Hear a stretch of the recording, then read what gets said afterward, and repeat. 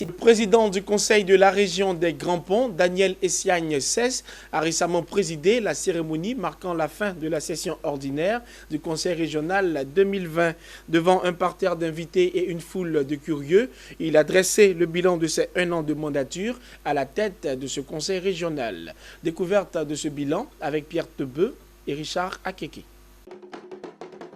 1 an seulement passé à la tête du Conseil régional des Grands Ponts et c'est la satisfaction générale. La première session ordinaire du Conseil régional a permis au président du Conseil de dresser le bilan des actions menées en faveur des jeunes et des femmes et passer en revue les grandes réalisations. À titre d'exemple, 200 jeunes ont reçu leur permis de conduire, 180 leur parchemin après une formation dans le cadre du projet d'appui au renforcement de capacités en entrepreneuriat, les clés des ouvrages réalisés séance tenante au chef traditionnel. Même si ce bilan paraît satisfaisant, le professeur Cesse Essiagne Daniel n'occulte pas les défis à venir. Nous avons accordé des permis de conduire à 200 jeunes et notre souhait c'est d'aller un peu plus loin.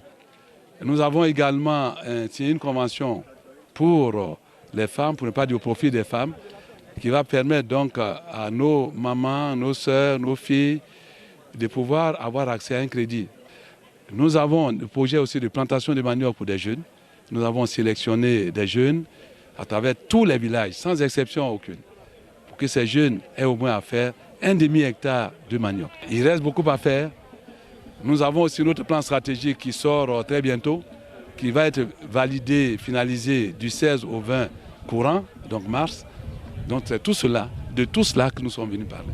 Les bénéficiaires n'ont pas manqué de féliciter le professeur Cesse Essiagne Daniel qui, en si peu de temps passé à la tête du conseil, présente un bilan plus qu'encourageant en prenant à cœur leurs préoccupations. Je ne peux qu'être ému, très ému même d'ailleurs, parce qu'il y a aujourd'hui le problème de formation qui est là et nous les jeunes, vraiment on avait vraiment besoin de cette formation-là. C'est la joie au cœur, je dis merci au président du conseil régional et c'est une belle initiative qui profite à toute la jeunesse des Grands Ponts.